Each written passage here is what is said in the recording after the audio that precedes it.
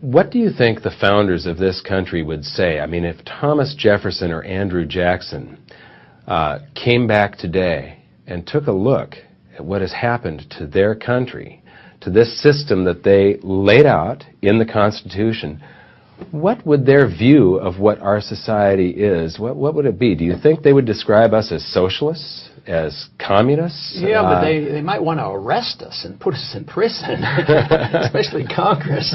Because, you know, what was interesting on the monetary issue, the Monetary Act of 1792, the first one after the Constitution, said that if you participated in counterfeiting, that you could get the death penalty. And to them, counterfeiting was printing notes that were worthless. Bills of credit. Because they knew what it was like when the Federal Reserve notes. when the continental dollar went to zero, and they knew what runaway inflation was. And I'm sure Jefferson and others would say, look, don't you remember, what happened? So if they instituted the death penalty for counterfeiting, he would say, in the moral sense, this is what we've done. We have legalized counterfeiting. You and I can't counterfeit. Fortunately, that's still against the law because it's fraud. But why is it that the government's allowed to do what we're not allowed to do? See, there's a basic principle in a free society is that governments can't do what you and I, we can't steal and rob and hurt people. Unfortunately, that's still generally understood that that's a good rule. But we have failed to recognize that the founders understood that governments can't do that either. So if fraud and deceit and paper money is all bad and warmongering is bad, for the people, then governments should be held accountable. So I think they would be outraged. But I bet you they would understand, because they warned us against this. They warned us, and they did not like pure democracy. They wanted a republic. And they would say, well, you're not, their first words would probably be, well, you become an obsessive democracy where the majority rules. And you're picking socialism, but it's the idea that majority rules and comes in and say, well, we want this and we want that, and as long as the majority opinion thinks they're getting something, and they would probably say, well, you have succumbed to the temptation of getting something for nothing, but you better watch out, because if you get something for nothing, you're going to lose it. Yes. You were talking about the government printing money, and but what most people don't know is that the government actually borrows money from a private bank that they've authorized to create the money for us, the Federal Reserve. Can you expand on that part, how it reflects on the Constitution, Congress allowing a private bank to create our money? Yes, and that's tricky, and it's a tricky language as well, because it is a central bank, and Hamilton liked it from the very beginning and started a national bank, and then of course Jefferson got rid of it, and then soon there was another national bank, and Jackson got rid of it.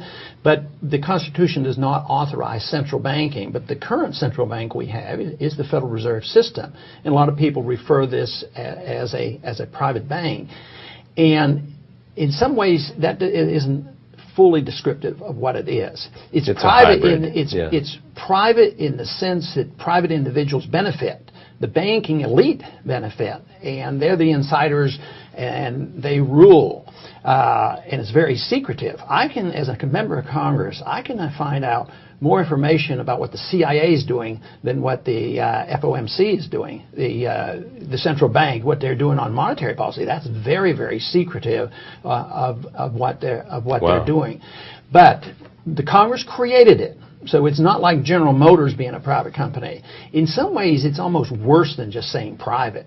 The benefits are privatized, and yet it's ultra secretive and all powerful.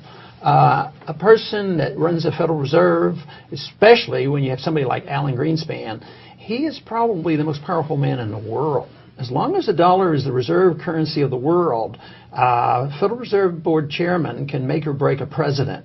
They have more control over the economy. Ultimately, though, and this is where I find a sense of optimism, ultimately, though, the marketplace rules. And that's why I'm optimistic that this will all be sorted out. Take, for instance, in the 60s, we all knew that $35 an ounce wouldn't hold for gold because we knew they printed too much money. But the authorities, the central bank and the Treasury and everybody got behind supporting gold, the dollar at $35. You're talking about the London gold pool now? The gold pool and the pseudo-gold standard of Bretton Woods. Yeah. And this is when I became a true believer because I read Austrian economics and I said, it won't work, it won't work.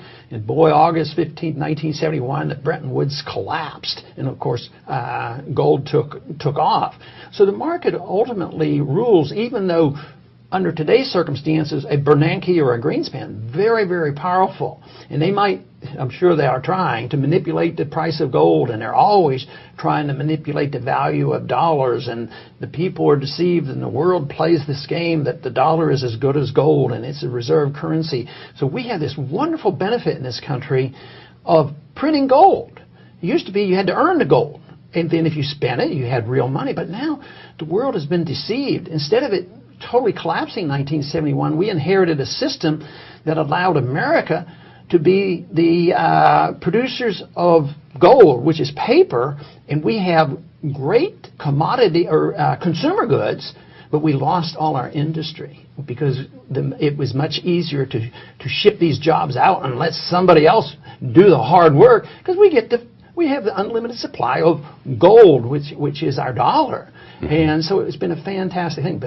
But I'm convinced that the system we have today will no longer last than did. We're abusing it too much. And people will come around to rejecting the dollar because we depend on countries like Japan and China to finance our current account deficits. So we get the money comes flowing back and they loan it to us at cheap rates and we finance our war and our welfare.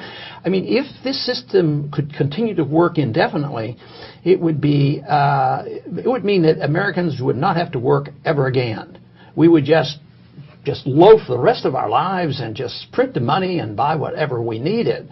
And one day, a long time before we all quit working, the world will wake up and find out that we in this country who have lived beyond our means unfairly will be living beneath our means. And even though the very wealthy who have benefited tremendously from this system, many of them will know the tricks of the trade and they know what to come and they'll protect themselves.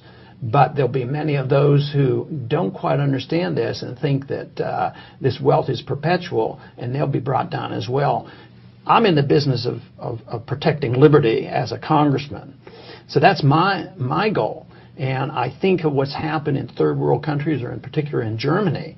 Ultimately, when you have chaos, economic chaos brought about by monetary manipulation, runaway inflation, the threat is not to the loss of their personal wealth, which is a possibility. The real tragedy is the coming of a dictator. You know, whom are we going to blame?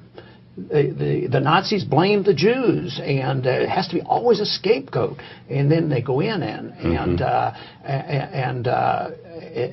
accept the dictator, and it takes a long time to iron that out, and too often that leads to war. And just back to the basics, the education, the understanding, the founders' message, the message we have in our Constitution, it could all be preventable, but we yield to the temptation of a free lunch.